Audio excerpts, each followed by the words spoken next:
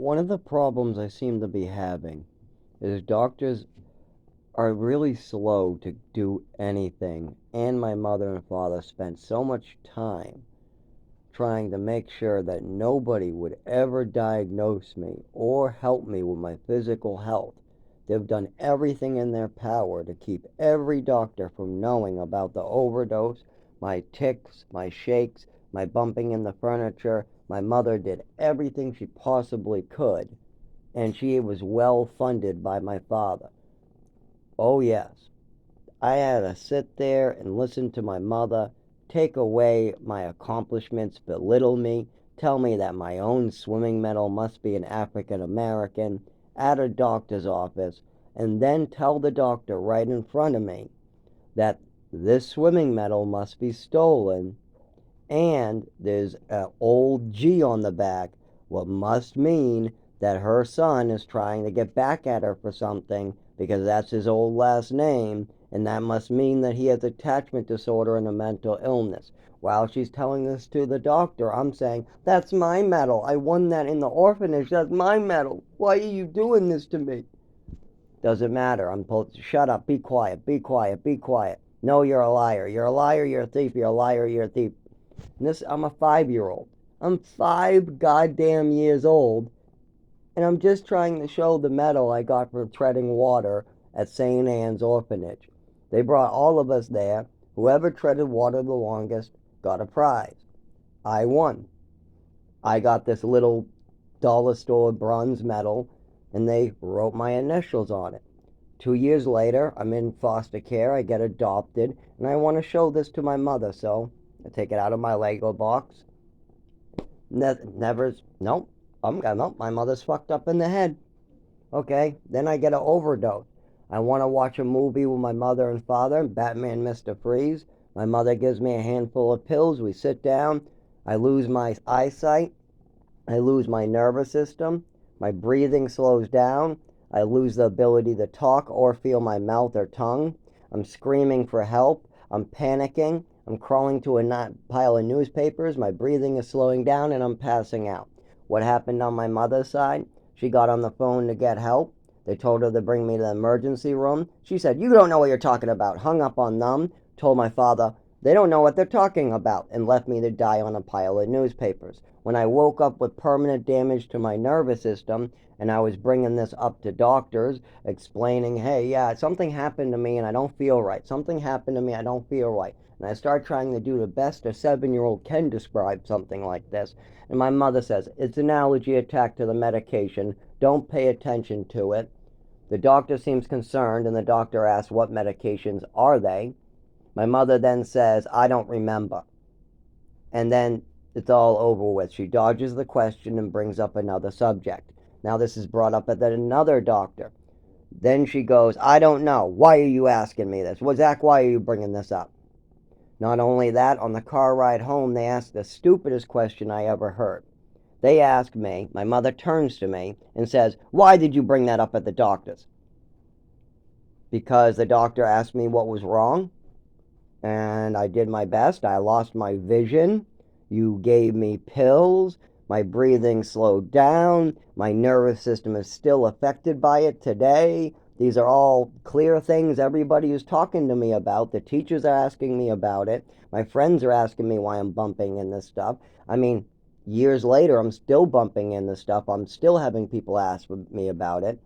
At the age of 12, people are asking me about it. At the age of 16, people are asking me about it. I mean, goddamn, when I'm trying to skip rocks with my own nephew and aiming to the left, my nervous system fucking doesn't even work properly and the thing doesn't go right. I'm dealing with this my entire life.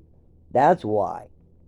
You OD'd me. That's why. You gave me drugs and you fucked me over so you could watch your own TV. You do this all the time. You need to stop doing it. But I wasn't an adult to know all this and talk like I am right now. I'll tell you what you needed to do. Stop. Stop drugging your child. Just because you want to watch something different on TV doesn't mean you should drug your child. Just because you don't want your child speaking up at an adoption and you want nobody to, you don't want him being a bother because he's speaking up about this overdose, You can't drug him for that and then have him passed out for the car ride, passed out for this wooden bench adoption, and then passed out tired during his party. You can't do that. You can't drug your child. But my mother did. Just because you don't want your child going out on Halloween and your father and your husband says he can, but you don't want your child going out for Halloween, doesn't mean you can drug him. Just because you don't want to watch Batman Mr. Freeze, you can't drug him. And if your child is experiencing an overdose from something you did, you have to bring him to the emergency room. You cannot let him just suffer on a pile of newspapers, pass the fuck out with slow breathing, and then wake up with permanent damage to his brain and nervous system. You can't do that shit. But my mother sure did, and my father has hid it as much as possible. He will call me crazy, fantasy, whatever. But I can take a lie detector test. I've had PTSD for years. I mean, anybody who's heard me or even heard me when it happened at age 9 knows this is real. And if you look at the pictures of me growing up, it's very clear. And if you look at my father's and mother's actions, they're provable, actual actions. And the way they talk and how defensive they are and how they lawyer up and how they don't want to handle anything and how they don't seem to really want to be a loving family. Instead, they just want to run away and cause more damage. That just kind of proves my case. But it doesn't need to be proven. There is such a pile here. I mean, my mother, if she was alive, that would be one thing. But how did she pass away? Of liver failure. And what were the last 2 things that year before she died she did? Well, she was in the emergency room with liver failure, 20% of her liver working. She came home for less than 24 hours, and the only thing she did was go straight to the liquor cabinet and drink. So we know she was drinking while she was dying, and we know she was drinking before she was dying, and we know she got violent while drinking before she was dying with me. Okay. How about pills? Was she messing around with any pills? Those affect your liver too. Well, we know she got an eye infection from a combination of pills. We also know she liked to pop pink pain pills, Percocets. We also know for a fact, because of me, that my mother took an old prescription of Xanax, so she either threw them away, half of them, and left the other half of the bottle on her costume jewelry case. There's this weird open costume jewelry case. I don't know why that she kept these 2 bottles separate than all the rest of the bottles. Maybe there was something she liked about them. I was too young to really know. But one of them was Xanax. Those went missing. The bottle half went empty all of a sudden. 2 years later, I learned what Xanax was. But at the time, I wasn't quite aware exactly what Xanax was. I just knew I was doing a little better. And maybe this has something to do with this, seeing as my mother's taking it. 2 years later, I found out why. We also know for a fact, because my mother admitted it to my father, I saw her with my own 2 eyes. She was taking her son's Vicodin, what was a PRN, from severe migraines when her son was brought to the emergency room. My mother's son was brought to the emergency room from side effects of the medications causing severe migraines that was sending him to the kitchen floor in pain. The emergency room doctors gave him a bottle of PRN Vicodin in case they came back.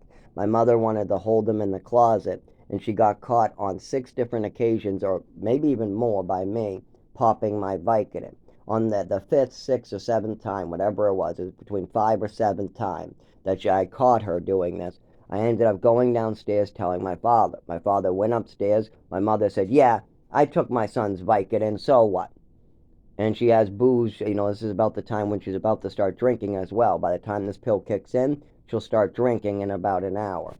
So it's about, 4 o'clock, 5 o'clock's coming around the corner. This isn't the first one she took, so she's taking her son's Vicodin. Do you think my father thought this was a problem? No. He thought it was okay. He said it's only one. Why are you watching her? It's all your fault. Let her take your meds. It doesn't matter. No, you're being punished. So they turned it around on me, and my mother and father blamed me. I got in trouble for sitting there and seeing my mother pop my pills. Yes, that's it. I got permission to sit and watch TV. Out of the corner of my eye, my mother is popping my pills. I just told my father about it, and somehow I'm an awful child for telling my father that my mother is popping my Vicodin and stealing my meds.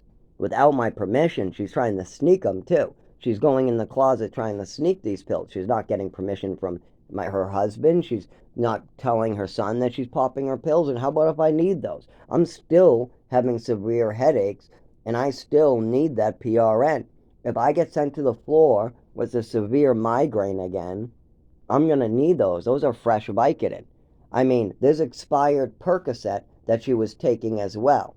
I think that this was actually the year after the expired Percocet. But yes, me and my mother both took a bottle of very, very, very old expired Percocet that belonged to my father that was in the bathroom. Me and somebody else in the house was taking those. So there was crazy shit going on in that house for sure. And that Percocet was half Perc, half Tylenol. It was a Perc 5 with Tylenol.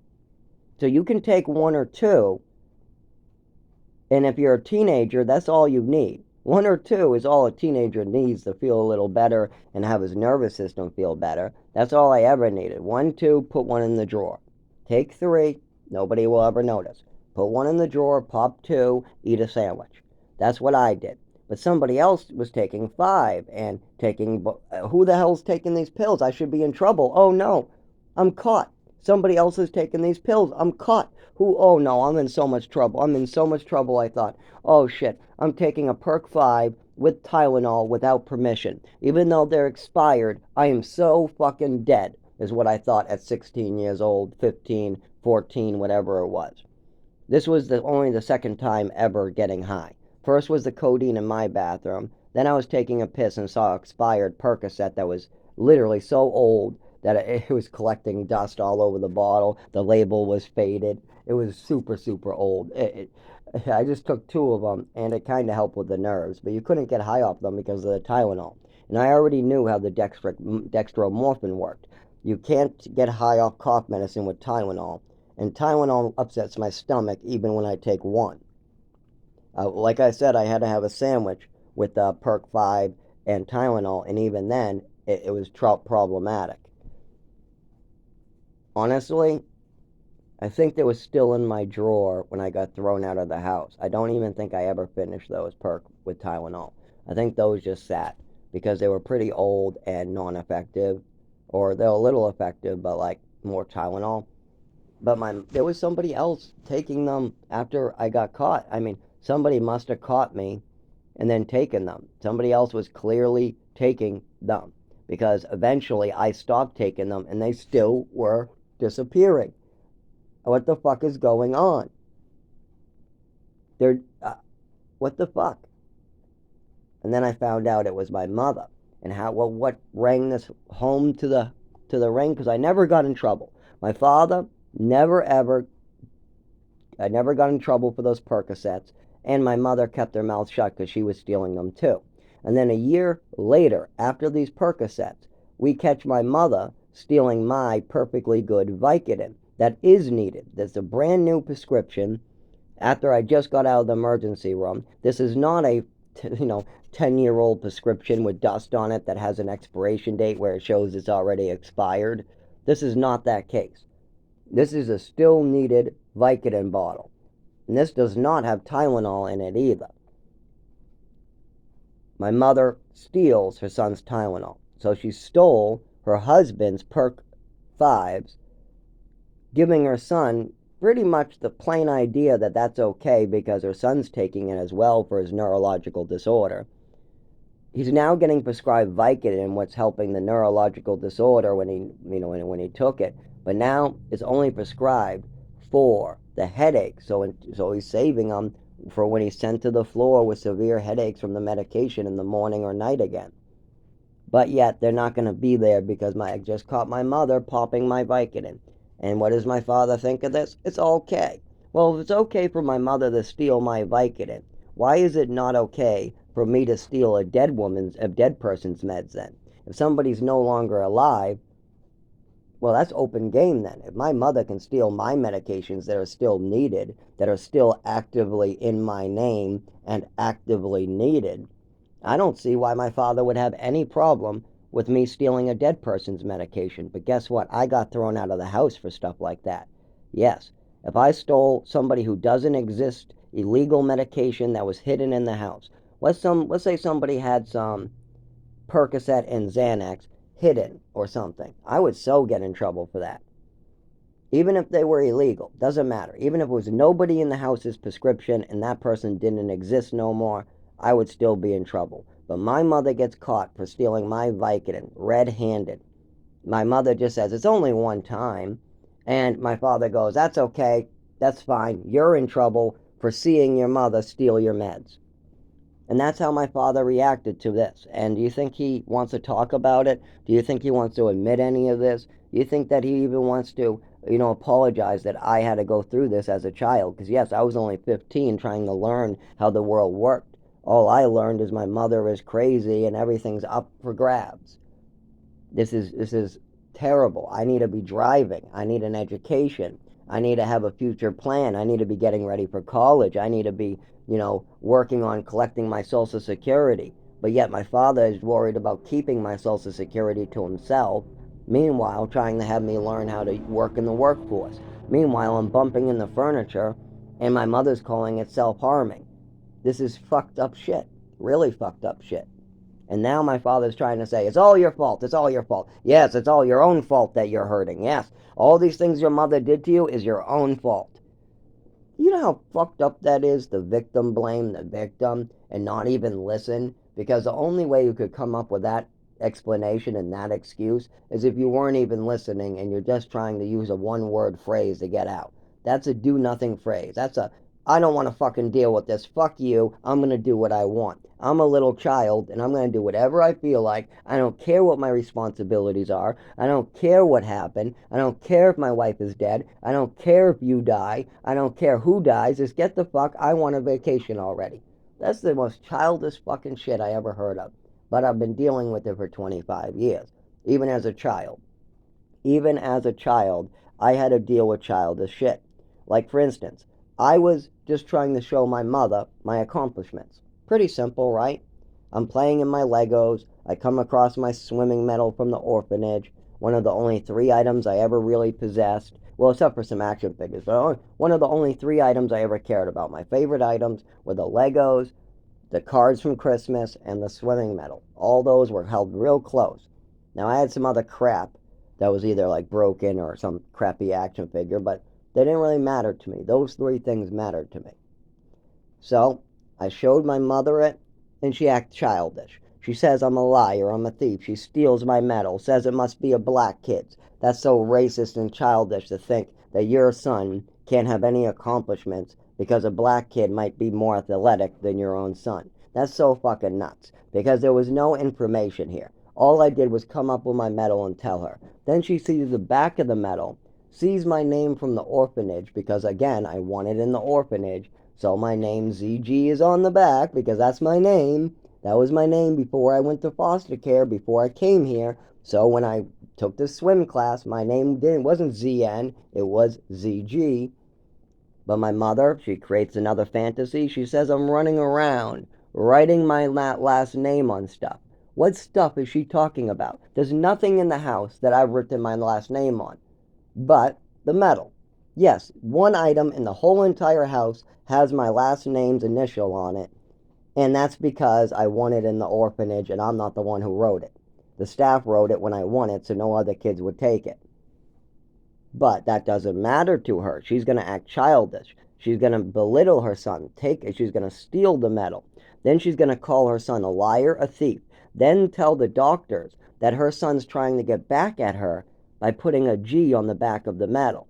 Then on top of this, try to over-medicate him and tell the doctors that he has depression and he's a liar and he's a thief and he has attachment disorder. That way she can get a whole lot of pills and give them to her son. Don't forget about the overdose, which destroys my nervous system because she's messing around with pills and she's trying to put me out of sleep so that way she doesn't have to sit through an hour and a half of Mr. Freeze. That's a kid's movie. She doesn't want to spend all that time watching a kid's movie. It's late at night. The sun is down. It's like 7 or whatever the time it was, 6 o'clock. Even when I had the overdose, she didn't want to. No, she probably just changed the TV. I couldn't see anything out of my eyeballs. I was passed out, my breathing slowed down, I'm getting brain damage, and my nervous system's fucked up on a pile of newspapers. I don't know what they did. They probably turned the TV, said, hey, let's watch the news while he dies. Yeah, let's put on the news. No ambulance, no emergency room. I just woke up the next morning with permanent damage to my nervous system and asking doctors to help me. Actually, the teachers came up to me. I didn't ask any teacher in my entire life about my nervous system. I didn't think they were health related. Teachers are teach. But the teachers would always notice in the beginning that there was a big change in my nervous system. They would call me in the hallway and ask me if there was any new medications or any changes because my hand seems shaky, my speech seems different, the way I walk seems different. They said that there has to be something. Something seems really bad with my nervous system. And I had no idea because I was only 7 and 6 going, I don't know, I don't know, I don't know, I don't know. I'm sucking on my skin trying to figure it out. I'm like, why does a lick and a suck feel different? When I was 2 years old, a lick and a suck felt like a lick and a suck. Now at the age of 7, a lick and a suck feels like nothing. What the hell's going on here? Then my mother tries to call that self-harming. She brings me to the doctor, a psychiatrist, and says I'm self-harming by sucking my skin. Okay, then I try to play with some matches before this too. I just try to figure out how to light a match. My mother comes rambling in there like a bull, trying to tell me that, oh, you're trying to burn the house down. You're lighting it, aren't you? Aren't you? You're trying to burn the house down, aren't you? I say no at first, but after my mother just rants at me, I eventually go, uh-huh, yeah, yes, yes, yes. And she just goes along. Once when she gets a yes, I go yes, no, yes, no, yes, no. And that's when my father gets involved and he hears yes, no, yes, no, yes, no. And it just becomes a whole pressured mess. And of course, my mother makes it I was trying to burn the house down. But yet, what was burnt in the house? Was there any house burnt? No. Guess what? Not even a match head was burnt. Not even the matches themselves, the paper was burnt. I couldn't even get the matches to burn. So not only was I not trying to burn the house down, I was trying to light a match, but I couldn't even get that right. And they blew that way, way out of proportion. I just wanted to learn how to make fire. And then when I finally learned how to make fire, I wanted to learn how to control it and use it properly. And again, my father did not show me that any which way. Instead, they had me injected with needles, held down, double dosed with pills. My mother made up a lot of more stories about me. She tried to turn everything into bipolar, depression, whatever else. She even tried to put schizophrenia out of nowhere. Nobody knew why she kept on bringing that one up, but my mother even tried to belittle me into repeating it. She used to scream at me to lie to the doctors about schizophrenic behavior. Yeah, just come up to me and scream, you need to say this, and you need to say this, and you need to say that. No, you don't. You don't go away from me. I'll smack you. Screaming and following me around the house, screaming like a lunatic. Trying to convince me that I need schizophrenic medication, even though I'm not schizophrenic. What the fuck is wrong with this lady? I've never heard a voice in my head. I've never exhibited any schizophrenic behavior. Why does she want me on dangerous drugs so bad? Well, because she wants money, she wants relief, and she has a narrative to push that she started at age 5. Also, she has a crime to cover up, and she definitely doesn't want anybody to know. She already put all this together when I was talking in front of the doctor and talking in front of my father. But my father's been lied to. I've been lied to. I'm not smart enough. I'm only 7, 9 years old during this, so I'm not smart enough to figure it out. And my father is smart enough, but he's just love blind. He'll let his wife stick a hot iron up my ass if she wanted. All she would do is she'd put a hot iron in the fire in front of him. He'd turn to her and go, what are you doing with that hot burning iron? A little hot poker. Yeah, that's a pretty hot poker. It's red hot. What are you doing with that? Well, the doctor says that there's a new enema called the hot poker enema that helps with mental illnesses. So I'm going to shove this up Zach's ass, and it's going to help him with the mental illnesses according to the doctors. Really? Oh, that's a good one. Okay, have fun with that. Yeah, yep, just okay, well, if the doctors say so, if you say so, you say that this is something you saw in a mental illness, yeah, he's really mental, Dad. Yeah, he's really mental. Yeah, he's really mental, Henry. He's really mental. Okay, well, if he's that mental and the doctors say a red hot poker up the ass will help, go ahead. So then my mother will come into the room. Okay, I'm going to take this red hot poker and shove it up your ass. No, I'll die. That's bad. No doctor would recommend that. I am a doctor. I was a nurse for 4 years, Zach. I know what I'm doing. I know that you're mental. I know psychology. I know exactly everything. I know you're schizophrenic. I know everything about you. I know you better than you do. Really? Because you only spent like 4 days a month with me, and during New Mexico, you only saw 18 hours of me in a year and a half. And you keep on hurting me and drugging me and lying to doctors about me. So it doesn't sound like you really care that much. Plus, I keep on getting sick, and you keep on giving me weird pills right before I get sick. No, I know. Good. Bend down. No, no, this hot poker's going up your ass. Yeah, pshow! And I'll just scream in pain. Father'd be downstairs hearing the screams and go, oh, I guess that treatment's working up there. Then after I blister and bleed out and die, he would probably just say, he did it to himself. He grabbed the hot poker and stuck it up his own ass. Yeah. And that's what Patricia would say too. Patricia would be like, no, no, no, he went up there on his own, stuck that up his own ass. Yep. And then my dad would say, I remember that. Yeah, he did say he was going to stick that up his own ass. And then next thing I know, I'm dead, bleeding out the ass from a hot poker, and my mother's smiling that she did it. She got to play doctor again. That's probably the level of shit that my father would allow. I'm pretty sure there is no other level. Maybe if there was other people in the house, he would cut it early. But if it was just me, my mother, and my father, anything goes. I mean, he wouldn't do this with anybody else. No way that he would let his wife do this to his other son. But me, that's a different story. There's no way that my nephew would get a ruler beating in another room. Somebody would come in the house and beat her. But me, that's fine. There's no way that my father would take massive amounts of pills if my mother started diagnosing him. If my mother started trying to diagnose my father and give him all these different psych pills, or if my mother wanted to give my brother psych pills. Like one time, my mother was talking about how they need to get Tim, my 50-year-old brother, on pills. My father said, cut out that nonsense. Why? Because that's his real son. You want to drug my real son, you got to go through me. You want to drug an orphan that we adopted because we just wanted a dog and he's just a pet for you? That's different. You can drug him all we want. That's why we got him. We got a nice little orphan for you, Patricia. Drug him. Don't touch any of our real grandsons. Don't touch any of our real children. Don't touch me. Just touch this orphan. Yeah. Yeah, destroy his body. Yeah, you can poison him. You can play doctor. You can dress him. You can move him around. You can traffic him. You can even lie about him. We don't care. Just treat him however you want, as long as you just don't do it to Tim, Seth, or me. Yes. And that's how it went. No matter what my mother did to me, they wouldn't allow it to be done to anybody else. Do you think my nephew ever got a ruler beating from my mother? Fuck no. You think that anybody ever got treated like my mother and my family? Fuck no, because they would beat her ass. My father would beat her ass. But me, that's a different story. If they want to drug me, if she wants to beat me, if she wants to throw me in a program, if I need to be choked out by a black guy, if I get food poisoning, doesn't matter. If I miss out on 4 years of education, none of it matters because I'm the orphan from the orphanage. I'm expendable. And now I have to die and pay for their expendability. They expended me. So now I have to expend myself into the woods and die. That's what they want for me. I'm fighting it. I'm fighting to try to help others and follow Jesus and just try to be a decent person in society. But there's a lot of destruction in my life done by my dead mother and my father, who's still doing destruction with his new wife.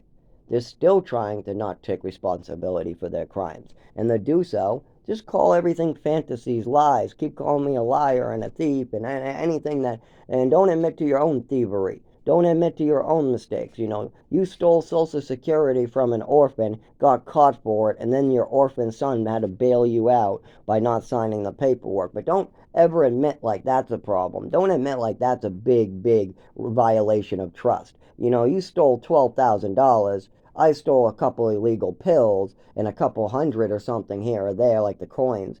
Maybe that's worth 100 at that. But 12 grand in your son's future? How about my education? You stole my education so you would have time to sell your properties. I was supposed to be going to school. You were trying to just better your life. You said you kept on working hard to give your sons and your family a better life. Does it look like I have a better life thanks to your hard work? Nope.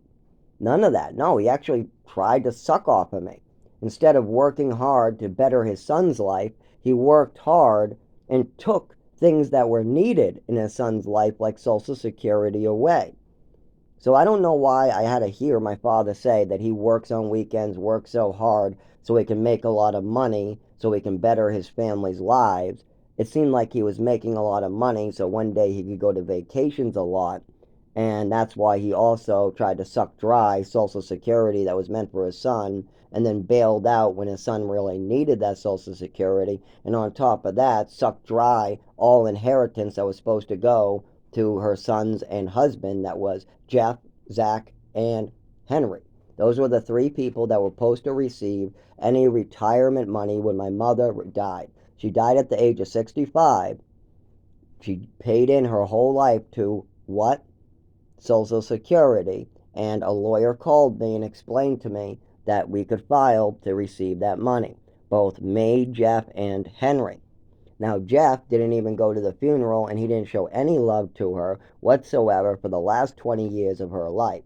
He also acted a lot like a spoiled brat, but that might have been because of something she did to him that we don't know about. From what I know about my mother, there might be lots of fucked up shit that Jeff never told any of us about. So we don't know the full extent of that. I mean, he didn't even show up for his own mother's funeral. So there has to be something serious going on there, and I do not believe it's money, because he has money from his new family. He just inherited a bunch of money through marriage, so I don't think it's all about money. I think there's definitely something more with him. So, who's left? Henry and Zach. Does Zach? Oh yeah, Zach wanted to be by her side when she was dying. Zach had his health destroyed. Zach is going to have problems finding a job for the rest of his life because his mother wanted to party when you needed an education. He got abused in New Mexico and missed out on 2 years of education, had a black man choke him, and that was on the choice of the mother and father. All these things happened, so I gave up my whole entire life, my health, my future for this woman. I was adopted just as her lightning rod. That is a good reason to be there. But my father didn't want that. He wanted to suck that up himself.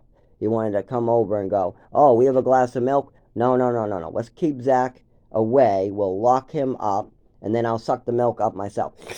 Oh, that's good chocolate milk. Oh, yeah, there's nothing left for Zach? Great. And then he'll release me a year later, and I come around looking for that glass of milk, and then it's empty, and I go, oh, fuck. Somebody already got here. Oh, yeah, that's right. My father. Oh, a lawyer called and told me my father locked me up and sucked out it dry, huh? Okay. How about my Social Security? Oh, that lawyer bailed out because my father. Oh, okay. Well, how about the because some of the greedy motherfucker held my mail? Oh, okay. Oh, well, I had to clear up all the things my father and mother said on the record to Social Security before I could continue. Oh, shit. Because my father sucked out the Social Security on false narratives, I have to fix the false narrative before I can go forward with the real narratives. Oh shit, so real life can't be real until I clean up all the fantasies of my mother and father? Oh man, this is a bitch. I don't have money like that. I can't even drive.